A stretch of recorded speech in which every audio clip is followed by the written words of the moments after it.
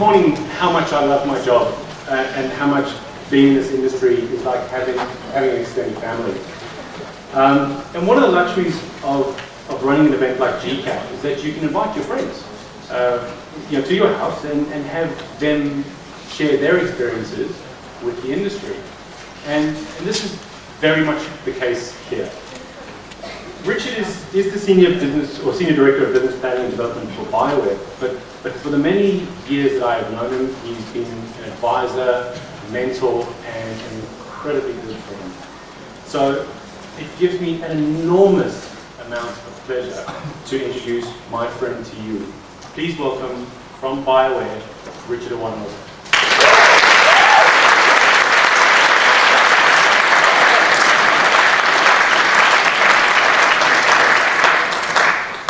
How's everyone doing today? Good? Yeah? Excellent. Actually, I wanted to start with a thank you to Tony for having me come out, and I've caught quite a few of the sessions, and I really appreciate these sorts of summits because they do bring, I believe, so much value to the development community, which needs to be a tight community for it to succeed, especially in these changing times. So I think a quick round of applause for Tony and his team is warranted.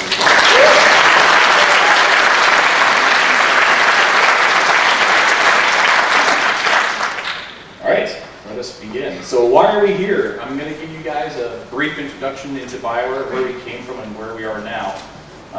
Give you guys a bit of the thoughts, some of it my own personal thoughts on the trends that we've noticed in the industry and where we see some of these trends taking us. The good news is that I have attended a couple of the other sessions, and I think you're going to see some themes that are going to carry through from what you've heard in these other sessions into mine. So, and then questions, and I want to have questions anytime. I've only got about 30 minutes of content, maybe 35 minutes of content, and I really enjoy having conversations as things come up. So please ask any questions anytime. Just fire up your hand, and I'll address them as we go along. Does that work? Yeah? Good. All right. Oops, that's backwards. Let's go this way. So quick Bioware history. Personally, I started at Bioware in early 2000, so I'm in my 12th year. But the company was actually founded in 1995 by 3 medical gaming doctors. I don't know if everybody knew that. Dr. Ray and Dr. Greg are still fully involved, and I know that their parents really enjoyed that conversation when after they paid for their medical school, they said, I want to make video games. And I know that you guys have heard Ray and Greg talk many times about our core values, and these core values have been in place at Bioware since day one, and that's quality in our games and quality in our workplace in the context of humility and integrity. And these are well understood by all the employees, and they are actually our guiding principles for all of the decisions that we make within our organization. So I'm going to put a pin in that. We're going to talk a bit about quality, but that actually segues into what a big part of the next part of the conversation is going to go. In 2005, we were bought by Elevation Partners. We became Bioware Pandemic at that point in time. We liked the wire brush of diligence so much, we decided to go through it again with Electronic Arts, and we've been part of that team since 2008. And then just recently, Bioware became one of the 4 labels within EA, and we're currently standing at a little over 1,000 employees in 8 locations around the world. It's a far cry from when I started. I was employee number 82. So again, to talk a bit about the Bioware values, quality in our products for us means that we try and make each game better than the last. We also try and make great games that sell, and that's just a practical reality of our industry. There's a lot of great content creators and there's a lot of great content, but for you to survive in the industry, it actually has to sell. So that's always been part of that entrepreneurial aspect of our core values. And then we try to create innovative content, and then this is all sort of driven by our commitment to our audience, and I'll talk a bit more about that when we get into some discussions around the community. And then quality in the workplace for us is trying to build a place that we want to work in. So that's our strategy to try and attract and retain the best employees in the world. And Edmonton, Alberta, Canada was our first studio, and right now today it was -5 and snowing. So you need to do some other things to attract people to that part of the world. So it's a bit easier now that we've got 8 studios, but it still is a relevant and active value that we strive for in all of our locations.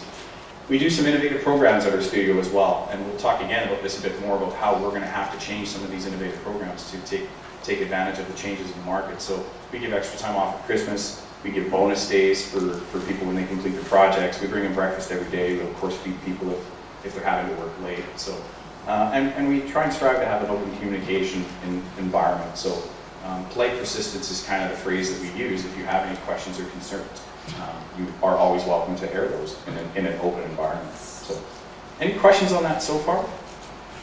No? Because I can make questions worth your while. We'll talk about that. So, just quickly, our community. This actually started Rain Greg started talking to our community, and I wouldn't worry about the details around this. This is really just to say that Rain and Greg were using RSS feeds to have community chats with people in Germany as early as 1998 when they released Baldur's Gate. So we've always believed that a relationship with our customers has been very, very important to our success. And so over the years, you can see that we've grown that, and now currently, thanks to our great audience, we were predominantly forums-based, but we've expanded that now into a social-based environment as well. So we have a social site of over 3.3 million registered users worldwide. We have about 70 million unique page views on our websites every month. 3 million Facebook fans, 4 million Twitter fans. And what we're really seeing now is a blending of entertainment, and that's a blending across content, how people are consuming that content and platform. And that picture of Felicia Day is a prime example. I don't know how popular Felicia Day is here, the Guild. That's good, this makes the story a bit easier. So Felicia is a big Dragon Age fan, and she approached us, I guess it's a little over a year, so about 17 months ago, and said, I'd love to do a live-action web series based in your universe. So we worked through it fairly quickly. Her and our lead designer nerded out for about 3 hours as they discussed the universe, and she has a very, very in-depth understanding of that, and wrote the story, built the content, and has published that. But we also wanted to take that relationship a bit further, and she is now one of the companion characters that you can actually play in the latest piece of downloadable content. So we've actually taken a live character, a character that she wrote in our universe, and is now part of the downloadable piece of content that you can actually play in the Dragon Age universe. And that, to our knowledge, is the first time that something like that was done. And I think we're going to talk about that, but we're seeing more and more of that every day. So you guys have heard this a lot. The world is changing fast, and in these periods of fast change, there's certainly confusion, and there's a bit of fear, and some disorientation as to what to do and how to deal with all of this change. So just imagine for a second, YouTube, Facebook, social platforms like with Twitter, Android, phone platforms, the tablets that have come out, all of this, less than 5 years. The iPhone being the first in 2007. And we use the analogy of velocity is accelerating within our industry. So if you go back to the early days of people used to write stuff down, then became the printing press, it took hundreds of years to evolve to get to the typewriter, whereas now we're just seeing this rapid evolution of change, which is continuing now. So for example, and I think a lot of you have probably seen this chart, but it took 1,000 days plus for Facebook and Twitter to hit 20 million users. It took Google plus 24 days. And that's just an indication of the velocity of change in our industry, and that in and of itself is kind of frightening. Digital music. The digital download of music, the iTunes Store, I believe was 2003, I think that store launched. So that's less than 10 years old. And buying online is becoming the default behavior for people. And I have 3 kids, and my oldest is 16, but my youngest is 12, and she doesn't really understand a world that doesn't have online connectivity. So for her, it's like, the old story that your grandfather used to tell you where you had to walk uphill both ways to school in blistering snowstorm. My daughter would just say, why didn't you just check your app and find out what the weather was? It's just completely changed. So this is an important chart. This is a worldwide software market. I don't want to spend too much time on this, but I do want to point out a couple of things. The games industry is projected to continue to grow. And in fact, year over year average growth is projected between 2010 to 2014 to grow 7%. That's that top line, that top percentage there. The next 4 bars are all digital. They're all digital related. And if you look at that -4, if you can't read it back there, that's packaged goods. So although our industry is projected to continue to grow, that growth is predominantly in the digital markets. So that's things like downloadable content, or subscription-based MMOs, play-for-free games, and mobile games. I wouldn't worry too much about the bucket between play-for-free and mobile. It's a bit of an overlap, and now that mobile is moving into the freemium-type models, some of that revenue is actually pulled into those categories. Go ahead. Is this what pushed you guys into the servers network a while back? Or was that more for the DLC side? Well, so Cerberus, are you guys familiar with Mass Effect and Cerberus Network? Cerberus was, there was multiple strategies that came behind Cerberus, but it was really, again, about the consumer and trying to give them a portal or some sort of a nexus where they could connect with their content and do different things like that. There's actually more of that sort of thinking coming with that franchise and with the Dragon franchise. And we'll talk about some of that a little bit later as well. So, but because you've asked that question, this very high-tech business card with a redemption code on the back actually gets you one of our Bioware games. So, let's go up front. Let's do that to you. As I said, we can make it. Any other questions? No. So the other thing I wanted to point out is that this is calendar year 2011. This is the first year that digital revenues will be greater than packaged good revenues. And that spread, if you follow that line across the bottom, is going to continue to grow, whereby fiscal year 14, they believe that around 64% of all of the revenues in our industry will be generated digitally. That's a pretty rapid change for an industry that's been predominantly plugged into packaged goods. Making sense? The other thing is that player crossover is also growing. There's a recent study on HD players that are now showing that at least 70% of HD players are consuming content on other platforms, whether that be mobile or social, connected with the universe or not connected with the universe. People that play Battlefield 3 are playing Sim Social. That's the way the market is going.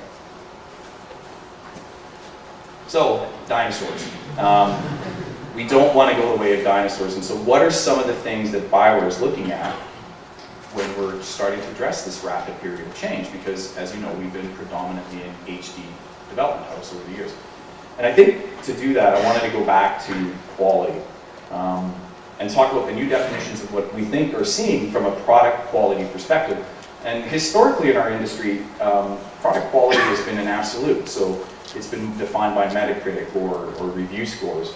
And in fact, I was at the IGDA Leaders Summit it was a couple weeks ago, and Mark from Riot Games, so League of Legends, was part of the panel with Insomniac and a couple other great developers. And one of the discussion points that they had was, Mark was sort of telling the story where a press site, to be unnamed, was talking about League of Legends doing a review and said, great, it's lots of fun, it's a great time.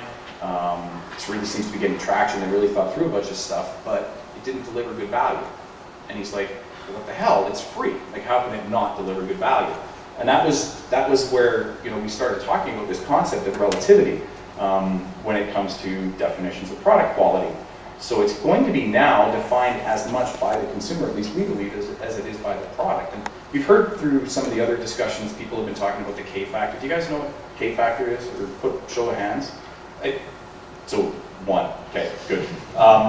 Realistically, so in short, K factor is really a measure of your cost of acquisition of new customers. And that can apply to anything. It can apply to HD games, but you predominantly see it in the social and the mobile space. But what it does is it measures the ratio between organic growth, which is through virality, through your friends recommending it to other people, versus actually trying to acquire, spend money through Tapjoy advertising and grabbing these new customers. So that K factor is something that people actually track very closely, because if virality is working for your game, you can acquire new customers relatively cheaply. And if you guys, how many of you saw Eris's presentation today from OpenFame? So he was talking about that cost of acquisition and the lifetime value of that customer. Anything you can do to drive that lifetime or that cost of acquisition down just makes it that much easier to pass that lifetime value hurdle rate where people are actually starting making money.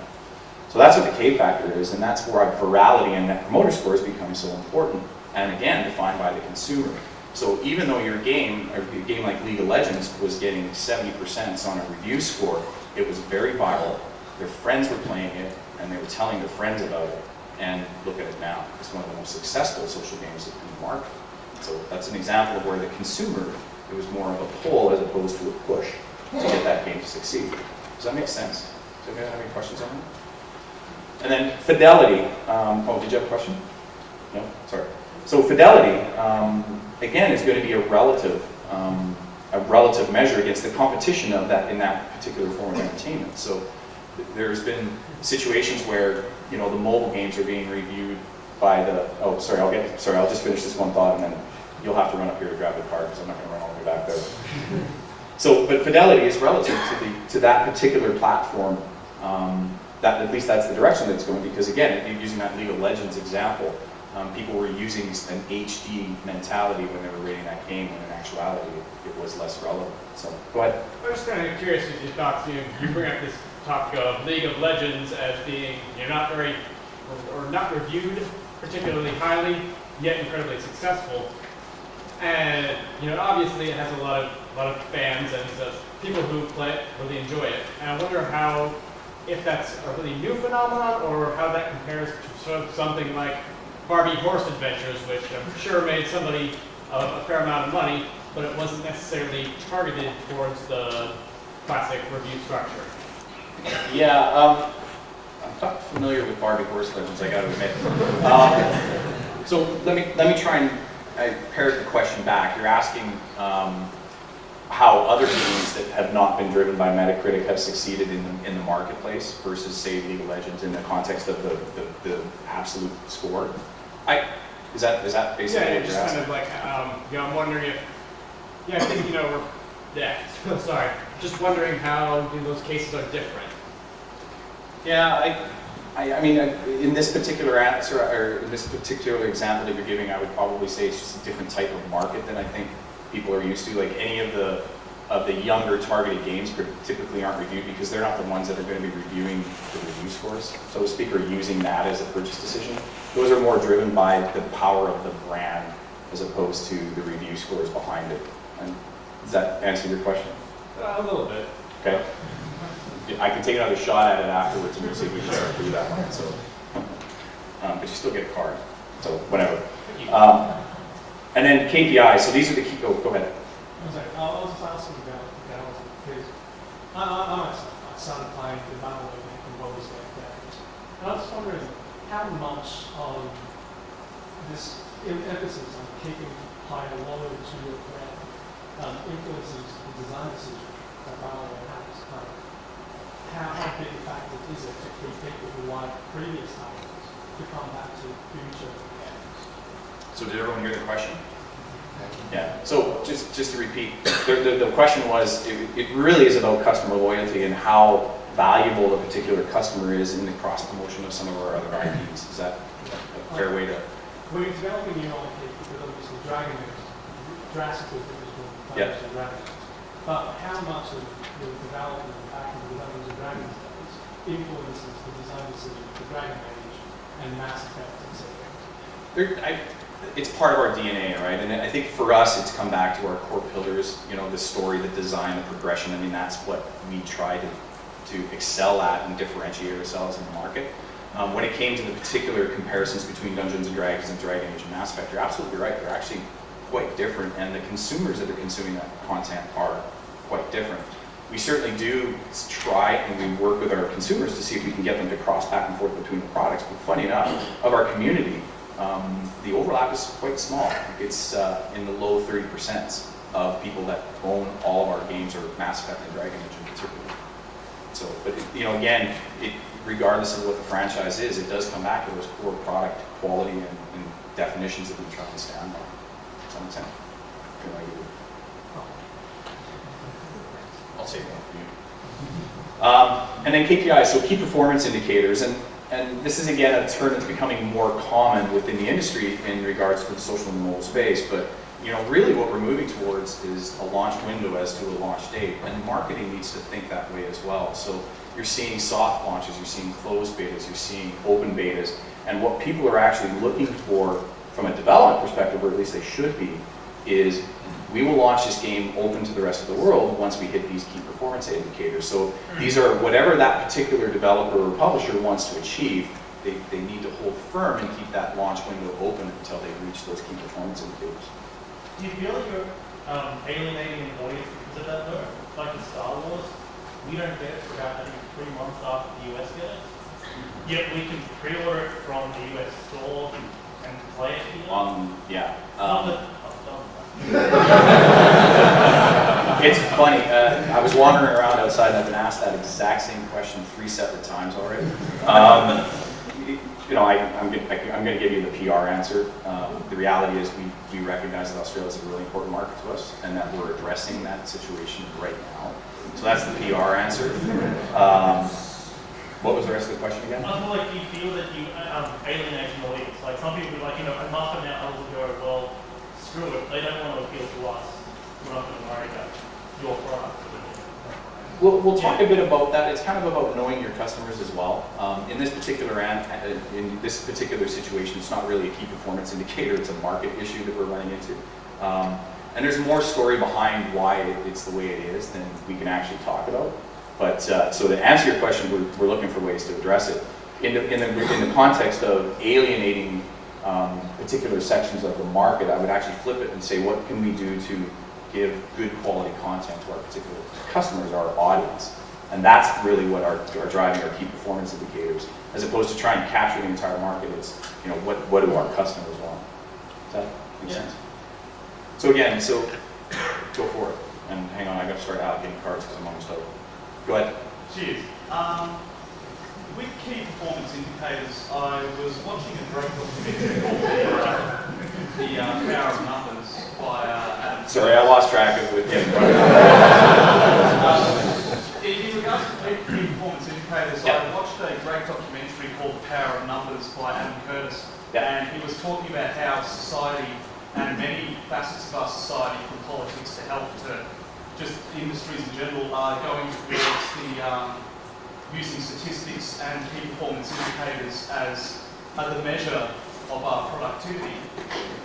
One concern I have is that if you're in a developer-publisher situation and the publisher has control of those KPIs, that could really drag the developer through the trenches to try and reach goals that they might not be able to obtain. Do you think that KPIs should be handled by the developer side, the publisher side, or that?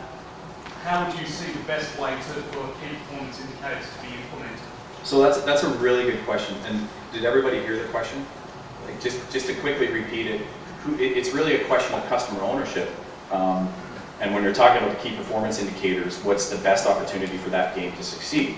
And I think the answer to that is it needs to be both. Like both the publisher and both the developer need to have a partnership behind what is defining the success for that game, because ultimately we all want to succeed, right? So sometimes publishers will have different perspectives on what defines success than sometimes developers do as well. It's finding that middle ground. And I mean, the reality is in the development environment, in a lot of situations, where we're seeing some of these new platforms going in the service side of the model, the developer's going to have involvement in that because it's their technology that's going to, basically engage with the customer.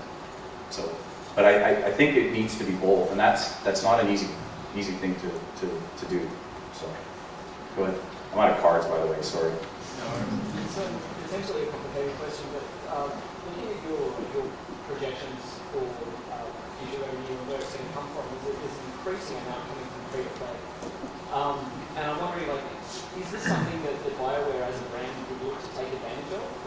Traditionally, free to play is not content-intensive storytelling and kind of production value sort of stuff, and yet would you guys start to move into that sphere? How would you begin to overlap the economy of value of high production value, minimum buy-in? Here in Australia is about $81 for one of the games, and yet if you start kind of overlapping free to play, how would you find that overlap? So the good news is that the entire rest of my presentation is dedicated to answering that particular question. So if you're comfortable, let's drive through it. But you hit everything right, spot on, right? And what is Bioware's plans to sort of address these different markets that are coming forward, and how do you do that and still remain true to the quality that we want to have? So it's a good question. I was just curious that his fish is progressively shrinking, like goods that you go to the shop and you can buy or whatever.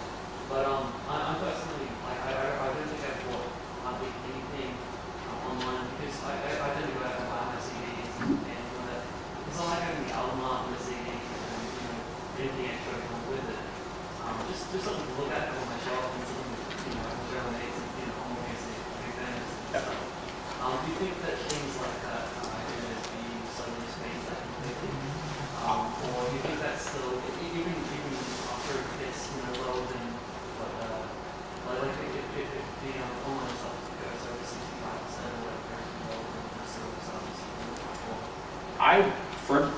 Personally, I think that would be a disservice to our particular customers, right? I think the packaged goods model might change. Like you might have direct consumer relationships.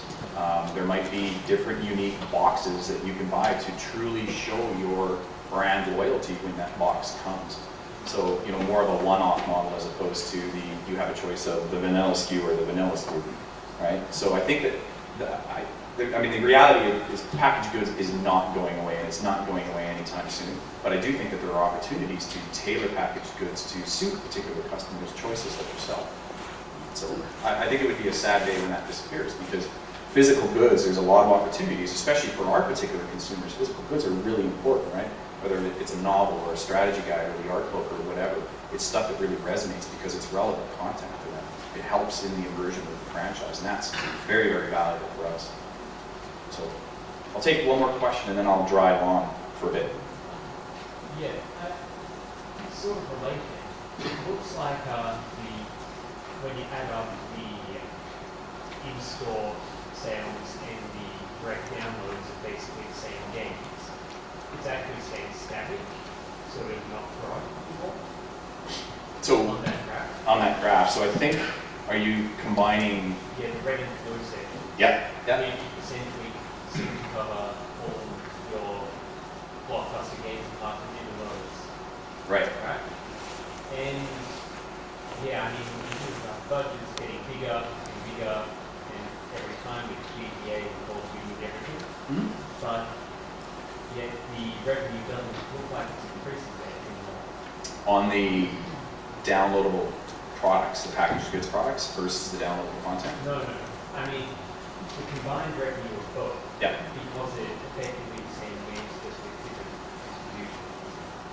So you're saying it's like 27 billion and kind of across the tray all the way through? Well, that's what it looks like on the graph. Yeah. And I'm just wondering where it will sort of go. So the buckets themselves, the red bucket actually includes post-release downloadable content, so it's not just the packaged goods side of the business. So and again, be careful, this is a fairly summary level of the graph. Some of the packaged goods inventory, you know, might include things like gift cards or download cards where you can actually pay to download content. So there's a bit of a blending, but I think directionally it still shows that was the intent of the slide. So. All right, let's drive forward a bit. You're thinking about workplace quality too. So again, going back to our second key pillar, it's kind of a, can you guys read it? Because it's really, anyway. Workplace quality also needs to change, right? So what we're finding in this new digital world is that, you know, it's agile development. The development cycles are much quicker. You have to respond much faster when you launch the game to changes.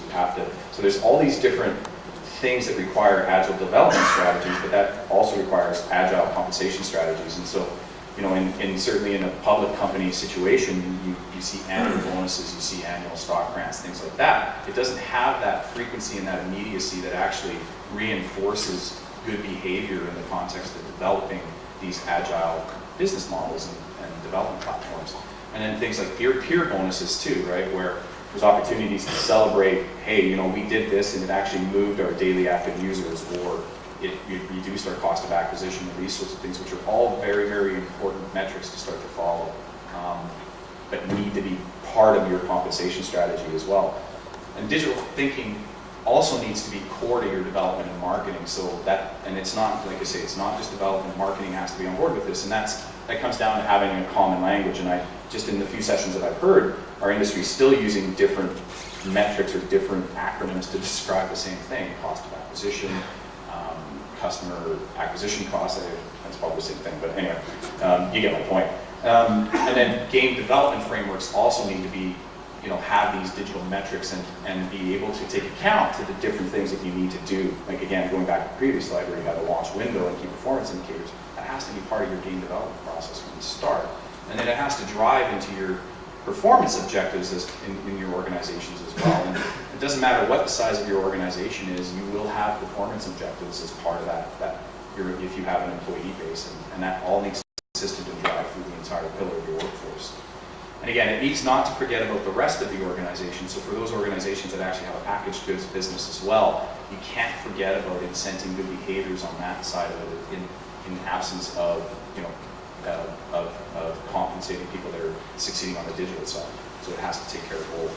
And again, it needs to fit within the company requirements. So public companies don't like to pay bonuses until they actually know what the earnings are, and private companies have day-to-day cash flow that they need to manage and make sure that, you know, they can support that run rate while they're developing their games. Any questions on that? Go ahead. I'm not sure if you should go with one of the extra credits. Really good talk on encouraging creativity and how to make the most out of creative development, that sort of thing. Yep. One of the things is money is not an incentive for developers. How does peer bonuses fit into that? So peer bonuses, by the way I'm defining it, and this is actually a strategy that I think is used at Kabam and Zynga to a certain extent as well. It's actually not compensation based.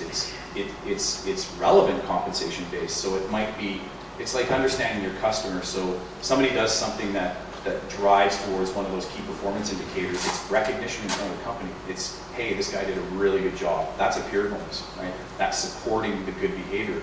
It could be something as simple as a gift card to the person's spouse's favorite restaurant, right? So again, it's not a quantum of money. It is a relevant, targeted bonus that means something to that particular person or impulse behavior.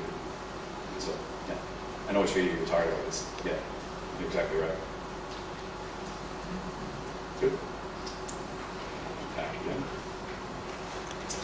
So again, we've already talked about consumers are changing, and so from Bioware's perspective, this is how we're viewing our brand universes, and have been for a while, and have been trying to address some of these other areas. So it's really about embracing that consumers are more connected than ever. And so you've heard a lot of conversations about how, you know, there's social currency, so people are connecting socially. They're connecting within games, certainly. That's been going on for quite a while. They're also starting to connect across games, and they're actually starting to connect across platforms, where we're starting to see persistence of gameplay on your mobile phone actually having an effect in your HD game or in your browser-based game. So there's all these different opportunities to have people to play in your brand universe. So whether it's HD console or ancillary products, something as, you know, physical goods, comics, novels, things like that. You know, the social networks and the phones, tablets, etc. So this is how we're trying to view our brand universe. So insert Mass Effect into there, and that's one of the things that we're trying to do.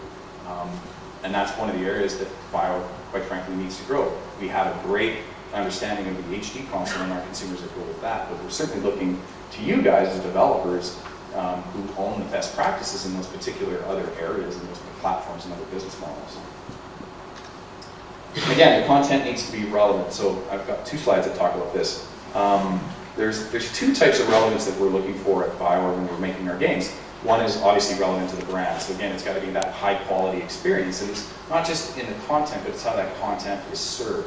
And again, this is the software as a service model, where it's not just the launch and forget mentality. It's actually trying to provide customers with a meaningful opportunity to engage in your franchise over a long period of time. So, and again, this really is driven by understanding your consumer, which really comes to listening to your consumer. And that's why we value our forums and our social connections with our consumers, because they are absolutely willing to tell us what they want to consume, whether it's by their own actions, whether it's through the telemetry that we're getting from our games. They have those answers. Go ahead. Yeah, speaking of relevance to consumers, is there some point where the consumers, I wasn't listening to consumers, but at some point that sometimes you stop listening because they're giving you, they say, we want this feature, and you give them that feature, they turn around and say, oh, this is shit, you know? This is very, very bad. Then make up with that feature, they say, put in this feature, then all you really have to do is sort of bring it back to before you had that feature. So is there a point where you guys stop and say, that's a meaningless feature? Or? What? So did everyone hear the question? The question is really like there's no lack of people willing to give us their opinion on what things we should implement in our game. And the reality is we can't. It's just physically impossible to put everything in there. But that doesn't mean that you don't listen, and that doesn't mean that, you know, a volume of voices that are asking for that same feature could be telling you that, you know what, we're wrong, maybe that feature is important, right? So there's always going to be outliers in this, and there's always going to be things that you need to discount, but, you know, that core value with, you know, keeping it in the context of humility and integrity requires us to listen, right? You need to listen to what the consumers have to say. But you're right, it's impossible to implement everything that they say. So, go ahead. You could die trying to please other people, Yeah, pretty much. but if 10 people can do the same part, Exactly. Yeah, that's exactly right. So yeah, listen to your consumers because they will tell you what they want. And again, in the context of humility and integrity, you try your best. So, and then the other piece of relevance that we've been focusing on is situational relevance. And this is really just talking about people consuming content different ways at different times. So if you want to give people meaningful opportunities to play in your universes, you have to give them content where they want to consume content. So maybe it's a mobile device on the bus ride home. Maybe it's on the PC computer browser-based game, even though they're a console game player. And it's figuring it out. And again, it's a pull versus a push mentality. And this is one of the things that Bioware learned a hard lesson on, is that we were using our social sites very early on as a marketing push as opposed to a socially engaging environment for people to talk and learn and engage. And that was a difficult change for us to learn. That is not just an opportunity to try and upsell to your customers. It's a great opportunity to learn from them and to get telemetry about what they want and what they're doing, and to give them an opportunity to continue to engage in your franchises and talk about it in periods where you're not actually making an HD launch, for example. And I think Eros alluded to this as well, is social value is the concept of social currency. So, you know, giving people an opportunity to badge or to engage in that universe gives them social value. It's valuable to them for them to be able to do it. And then sustain quality content over every situation. And this is that acquisition funnel concept where acquisition leads to engagement, which leads to monetization and continues on down the line. So. Then we need new tools to understand our customers. And this is an area that the story of Mass Effect had the original Mass Effect had a bunch of telemetry hooks in that game. And we thought we were being really smart because we were going to get all kinds of information about our customer. 20 hours after launching the game, we had 80 million telemetry hooks, and our database administrator wanted to jump out the window. Fortunately, we were on the main floor, but it was this volume of information that was coming along that was great, but you couldn't do anything with it. It wasn't actionable information. So it's great having Max the dog to help us out, but we really want a kick-ass shepherd to help us with this. And so it's telemetry analytics, it's the technology piece, it's that CRM and KPIs, but really what it is it's got to shift from simple data collection and move to stuff that's the data that's agile and actionable that we can actually do something with and give valuable content back to our consumers. This again is an area that Bioware is continuing to learn in, but the social space has done a very, very good job of learning these sorts of things, and mobile developers as well. So there's certainly some best practices that we could learn from those content creators when we're applying this telemetry to our own games and knowledge. So, and we've heard all these discussions about all these different platforms and these new business models, and again, we don't view these as genres in and of themselves. They're not. They're just different ways for people to consume content. And so this is just a chart of the traditional packaged goods model, where there is a constrained maximum amount of revenue that's based on the number of games sold times what the rate, what the cost of that product is. And the reality is there's people like you that want to buy more content, and you're missing that opportunity if you don't provide that to them. And then there are also people that would be interested in learning about the universe and maybe playing in it a bit, but it's past their price point of what they're willing to engage in. So again, this new MTX and digital revenue models should appeal and provide content to those that want to be highly engaged, as well as those that want to be engaged less. And contrary to what a lot of people think, I firmly believe that what we call the free riders are important to have, especially depending on the type of game that you have. If you need volume of players to make it engaging for your paying customers, that's okay. That's part of that business model. But,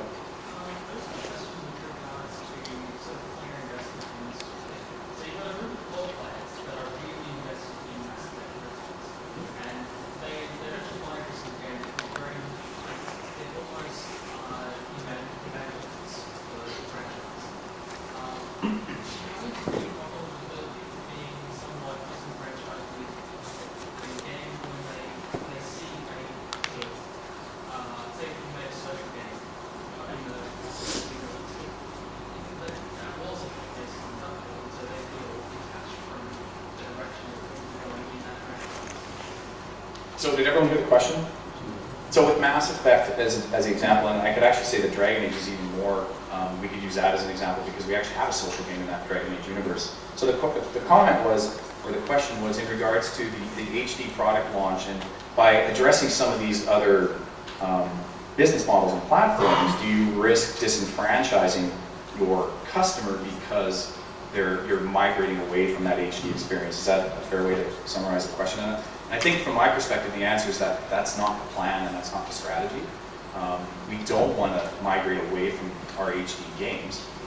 We want to provide people, again, going back to the relevant content.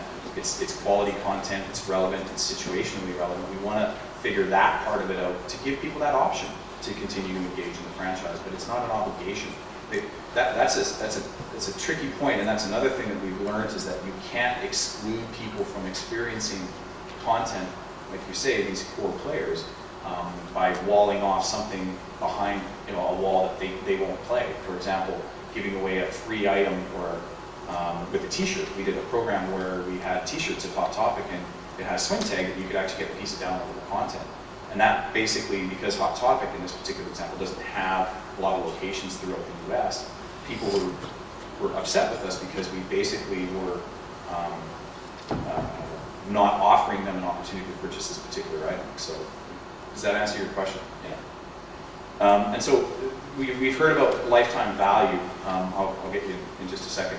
But just to finish the thought on this slide, one of the things that we actually are thinking about is the lifetime happiness. And this is just it's non-definable, it's not a metric, it's just a way to think. It's a way to help the developers and the content creators say, hey, is this a piece of content that will actually make people happy? Because if it's happy, that's when you start getting acquisition and engagement and monetization and all the metrics that lead to the lifetime value of the customer. Go ahead. Do you ever worry about the people who are going to come back and maybe revisit your games 10, 15 years down the line, where all this content and universe, all the stuff that you added to the universe won't really exist as much anymore, like all the DLC and all the stuff that would come packaged with the game, and like online passes and such. Because at the moment, like you can go back and just play Mario Kart 64, you plug it in, that's the game. Whereas the games now are becoming a lot more crossing all kinds of borders outside of the disc and outside of the console. So are you more concerned about like the other digital platforms? Like what happens when you sunset a social game? Well, yeah, just kind of how the game lives on after the company has kind of said, okay, that's at this time, yeah, this generation has passed. Just kind of, yeah, how players revisiting the game 10, 15 years down the line, with how their experience will change. That's an interesting question. I've got to admit I've never had that one before. So I think when it comes to some of these persistent world or online content pieces, that was one of the questions that was asked earlier, is how do you make decisions with that content at a point in time that you need to sunset that content or stop putting resources against that content? I think that's an area that we still need to figure out, quite frankly. What is the right point in time to essentially sunset the game? Because there's lots, if you go back into the MMO history, the subscription model, there's lots of games that are out there that are still running because there's a real group of core people that value playing that game, and how do you turn that off? So I think it's an area that needs to still be investigated, without question. I think the HD content games, assuming that you can still have a console that will play those games, I'm sure there'll be an emulator that will. Those will survive. But, does that answer your question? Yeah. What? As building a rapport with the community through franchising and spreading a certain fact over several mediums had many major effects on piracy, or do you foresee it having major effects on piracy? So the question was about piracy, and has all these different product strategies, whether it be the ancillary product strategies, had a positive effect on that? The way we've looked at piracy is that if I had my choice, I probably would release PC games and Mac games, for example, DRM free. Because the reality is, if people want to consume the content, they'll consume the content. If they want to pirate it, they'll figure out a way to pirate it. So to answer your question, it's yes. The other strategies that we have had has given us the ability to monetize people that have consumed our main game content for free. But it's a choice, right? We want to give people that choice and that opportunity to play. But it has done that. Go ahead. Kind of talking about highly engaged in a game like Mass Effect 2, for example. What would the percentage be of someone investing into the first piece of paid content and someone who's actually invested in all the paid content? So this is a question of what are the attach rates across the content as we go through. Yeah, attach rates are a difficult one to get any detail behind because specifically on the console side, the resale market has an effect on how that's calculated. But generally our attach rates are pretty consistent across the content pieces. And as we get more sophisticated on the customer side, I think we'll have a better understanding of what customers are consuming from a content piece to content piece. So for us, it's mostly anecdotal. We learn through our forums and through our social posts, this content sucked, or this content was really good, but I wish I did this. So those are sort of some of the tools that we're using to figure that out. And as we develop that customer relationship and understanding, we'll hopefully be able to answer that question better. Which actually segues into the next slide, is that we're not the experts in a lot of these areas. Like these are new and developing models of which you guys are the experts. And you need to recognize that, and that's something that we at Bioware would love to learn more about and partner with companies in these areas. So again, that's the content and platform experts that are outside of that HD world and are in these new business models. That's the telemetry and analytics that you're talking about, again, making it actionable and agile, giving us a better understanding of the consumer side. And then technology experts. We know several companies that right now that are on the cusp of figuring out how to have persistence across the different platforms. So that's a social game bridging into a mobile game, for example, bridging into a browser game, which is pretty powerful stuff and pretty interesting for us. And that leads us back to the dinosaurs. So again, there's lots of change, and that's, I think, part of what the industry is about, and that's what's interesting to me after 12 years of being part of this industry. So rather than being the dinosaur just kind of waiting for things to happen, I'd rather be this dude. Because quite frankly, it is awesome. It's a very exciting time, and I think it's great that there are opportunities for developers to be able to play in people's universes and to build content for people to consume in so many different ways. So with that, any further questions?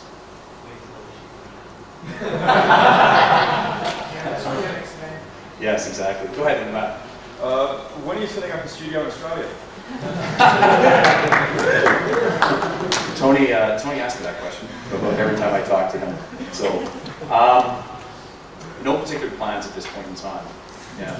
So, there'll be some announcements coming out. What's happening as part of EA is that we're gaining studios organically through the EA organization. But I mean, we're working with 2 separate developers in Australia right now directly on content creation. So whether it's setting up or working with, we're absolutely happy to work on a distributed development model, and that's probably where we'll see a lot more of us doing stuff in the different platforms and business models. Go ahead. Just came to mind with the whole franchising thing. How worried were you when you guys went into how just the changes that you made to Dragon Age 2? Mm-hmm. Was that at all how concerning was that to you guys? I'm sure everyone heard that question. So we knew Dragon Age 2 versus Dragon Age Origins. First of all, Dragon Age Origins was a game that was in development for 7 years. It was a long development cycle, and probably one that is very difficult to replicate in this current environment. We knew that when we were making the changes to Dragon Age 2 that there was certainly going to be some concerns, but we also wanted to try and bring that game to expand its market a bit into some other areas. To be frank, we knew that there was going to be concerns from people, but the actual number of concerns that were expressed did catch us off guard. And so again, in the context of humility and integrity, it's a learning opportunity for us. So yeah, it's definitely something that we took to heart and are learning from. So just before I drop this, do you see the way the new engine that you use in your combat and the system work? Do you guys see that as improved on the old one after it's been out for a while now?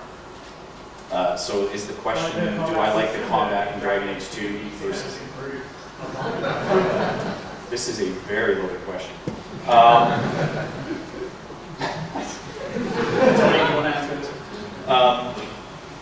It's again, it's about personal preference and it's about understanding your customer. That's the reality. So again, it was a very polarizing game, quite frankly.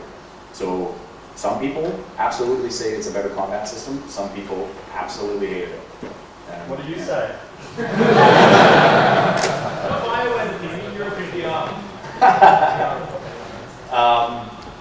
That's an interesting question. I liked them both, but I spent a lot of time playing Dragon Age Origins. So, I think your hand was first, and do I have a time check? How am I doing? 10 minutes, okay, good. Yeah, Mike in his keynote earlier today spoke a lot about your importance as a voice, not only as an individual and that brand, but also as a developer and the development studio or your collective of developers that you represent. So partnering with someone like EA and being as, you know, as large as Bioware was when you guys merged, how much say do you have and where do you push? How does that tug of war operate between we want to control the forums and, you know, EA? Because I know, for example, all your recruitment stuff is through EA. So how much of the community element and interacting do you guys want to retain, and how much do you let EA handle, and where is that line? So the question is really, and I'll answer it broadly, and I'll answer your question specifically, but really your question is about how has it been for Bioware now that we're part of EA since 2008? That's, I think, really what you're asking, but specifically, you know, where's the line with the customer ownership for us? Is that a fair way? Well, specifically, where do you draw the line in? We want to interact with our customers, like still having that on the development side as opposed to having just an office of EA somewhere deal with you as your deal with the customers as your publisher. Yeah. So to practically answer that, how it's working, because Bioware does own the customer within EA, and EA's been very, very good at that. With that, there are certainly instances where, I mean, we work very closely with, you know, EA Nucleus, for example, the back-end customer information is through EA as well, and we're integrated into our social forums with that information. There's been incidents where EA has suspended accounts of ours that, you know, that we technically own. So other than odd little puts and takes that happen, we generally own that relationship, and EA's been very good about it. And that kind of extends to how that whole relationship works.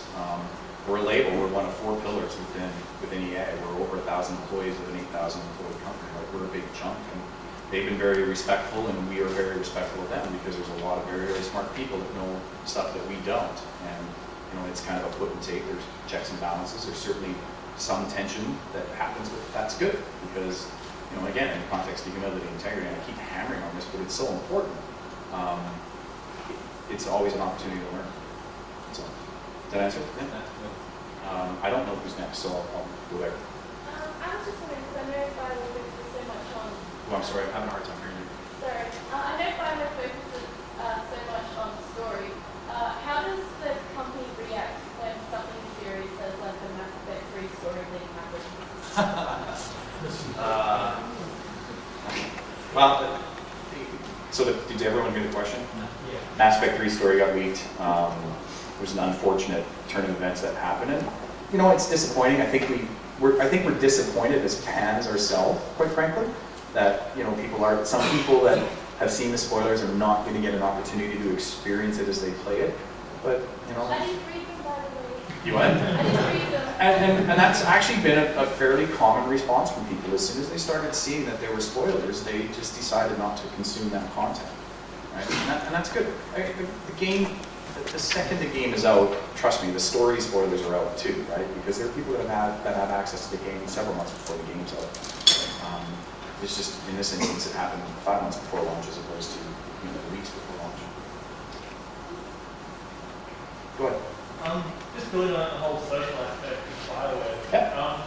Do you consider moving back to, like, Neverwinter Nights? The toolkit that was released that is still being used by people today. Yeah.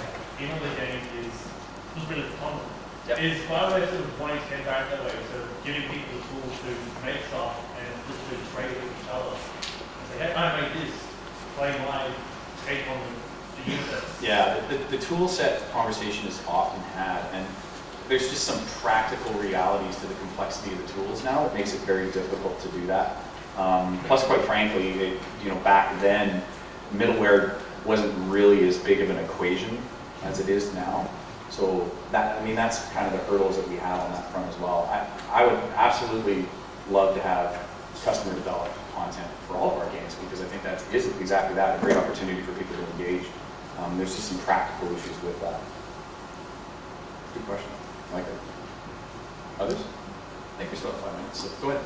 Oh, so this is very good. What percentage of the original Black Island colony is still in Bioware? I'm trying to look this up on the web. So Black Eye was always a separate company.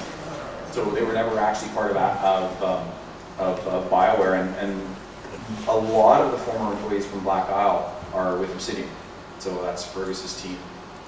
They're in Irvine, California, and that's where most of them are. I don't think it's really, there's probably a few that came, but back then when we had a relationship with Interplay, that's, I think that we stopped making games for them. I think the last game that we made for them was, I think it was actually Neverwinter Nights. So, there hasn't been a lot of, back then it was only Edmonton as a studio, so there wasn't really a lot of cross-pollination, but I know that there's a few still. Yeah. He's first, and then you. Just wondering if we can expect a sequel to the Gay Empire, and is there a large market, maybe not the West? Well, so there's been actually quite a few discussions around that, and when you look at the different platforms that are available, there's a lot of opportunities in any of those franchises, quite frankly. So the short answer is, yeah, it's being discussed, absolutely. We would never, we still have as much love for that franchise as we do for any of ours. Was it as successful with Asian markets as opposed to this? I don't know if that was ever really a target for us. It is a Western RPG game. So it was never really specifically designed to take advantage of some of those other markets. So, go ahead. One thing I've noticed is that Canada seems to be Cold. becoming a hotbed of game development, especially in the last year. It's a paraphrase. So the question is, how?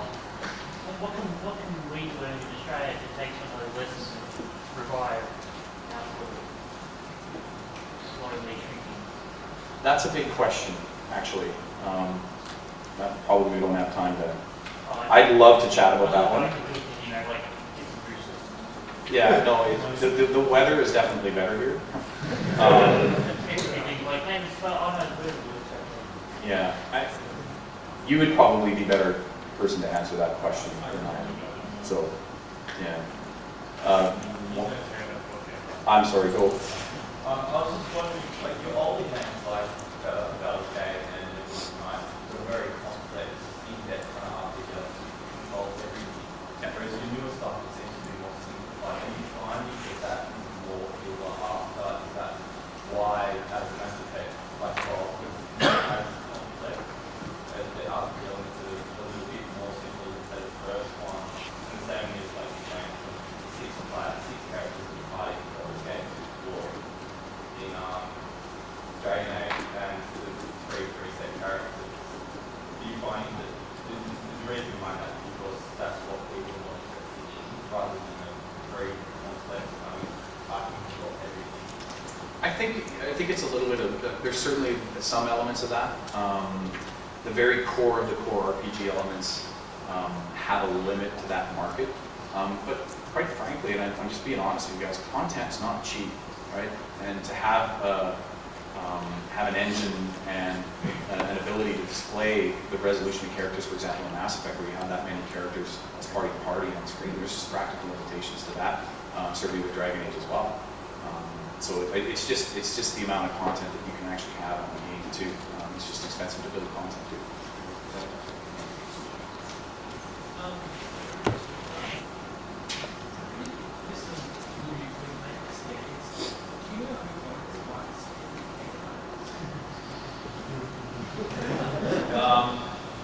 question was who owns the rights to MDK? Good question. A lot of those Atari rights, so we've been basically out of that relationship since, Interplay rights. I just gave you the answer, by the way. A lot of those, we've been basically out of that relationship since 2003 for all intents and purposes, maybe the beginning of 2004. But my current belief is that digital rights are owned by Atari for the MDK2 franchise. MDK, I don't know.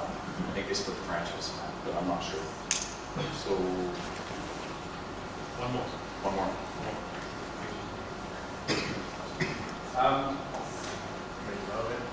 It seems in the last 4 or 5 years, a lot of PC titles have just become console ports and optimized. It seems it's like quite a large part of your player base, things like the game every night. Do you feel that PC users have been let go a little bit compared to the console market? Sorry, sir, the question is, are we paying less attention to our PC users? No. No, we're not. I mean, every one of our customers are important. So, I think of the last few launches, they've definitely been simultaneous launches before Mass Effect 1. So Mass Effect 1 was a first-party publishing relationship with Microsoft. So that was a console first, that was an Xbox game first. But no, we absolutely wouldn't want to not cut off any of our content consumers. Ladies and gentlemen, thank you very much, everybody.